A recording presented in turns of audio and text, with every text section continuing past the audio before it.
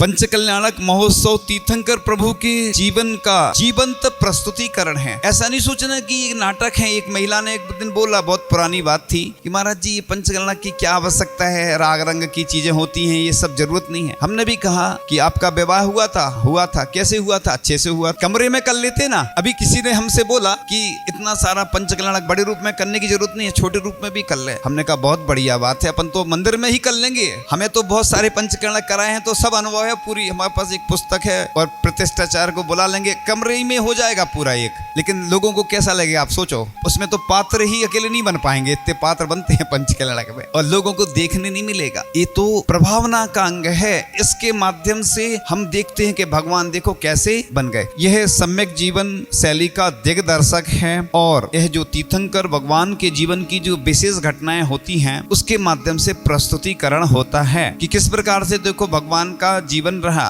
तो इस प्रकार से मंत्रों, भक्तियों एवं अनुष्ठान की जो क्रिया विधि होती है, इसके द्वारा आत्मा को परमात्मा बनाया जाता है। इससे जीवन की कालिमा कम होती है। इसी प्रकार से जब भगवान का जन्म होता है तो समस्त दिशाएं, आकाश निर्मल हो जाता है, शीतल सुगंधित पवन बहने लगती है, और शंखनाद होता है, भेरीनाद होता है, सिंहनाद होता है, घंटानाद होता है। ऐसा बोलते हैं कि एक क्षण के लिए शांति मिल जाती है नरकों में भी जब भगवान का जन्म होता है। ऐसा भी सुनते हैं कि जब जन्म होता है तो 7 कदम चल के जो इंद्र आदि होते हैं वह नमस्कार करते हैं। तो ये सब आपको देखने को मिलेगा। यह संस्कारों के माध्यम से मानव महामानव बन जाते हैं। इस प्रकार से पवित्र आत्माओं के यह महोत्सव मनाए जाते हैं। और ये प्रक्रिया कई बार आपने देखी होगी। कई लोग तो सोचते हैं कि हमने तो कई बार देखा, क्या देखना, शादी में तो बड़े ठाट बाट के साथ जाते हैं, किसी का कोई पार्टी आदि हो तो बुलाता है तो बड़े सज धज के जाते हैं। लेकिन भगवान के महोत्सव मनाने का तो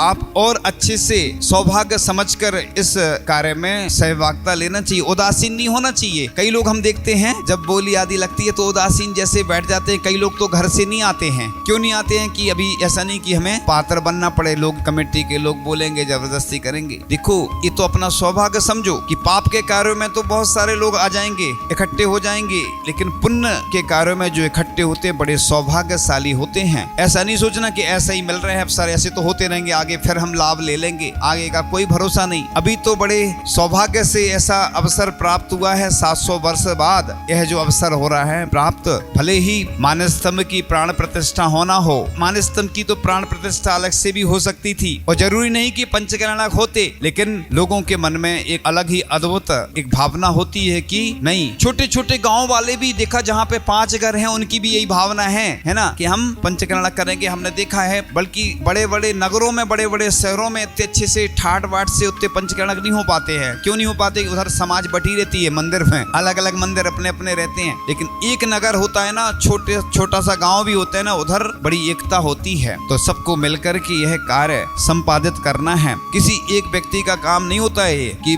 लोग सोचते होंगे कि कोई भी एक व्यक्ति कर लेगा, हमें क्या करना है।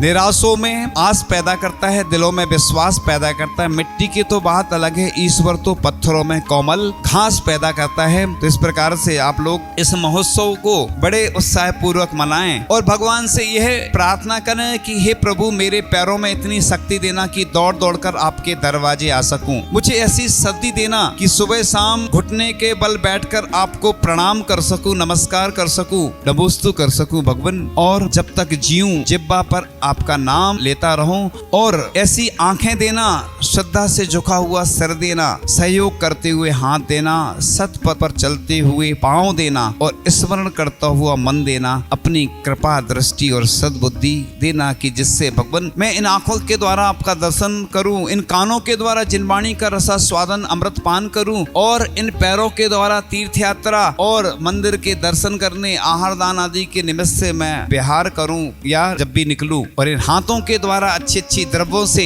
पूजन करूं और अच्छी अच्छी सामग्री आपको अर्पण करूं, और हे भगवान इन हाथों को जोड़ करके आपको नमस्कार करूं। इस प्रकार से इसका मेरा शरीर का एक एक रोम रोम आपकी भक्ति में बस लगा रहे, यही मेरी भावना है।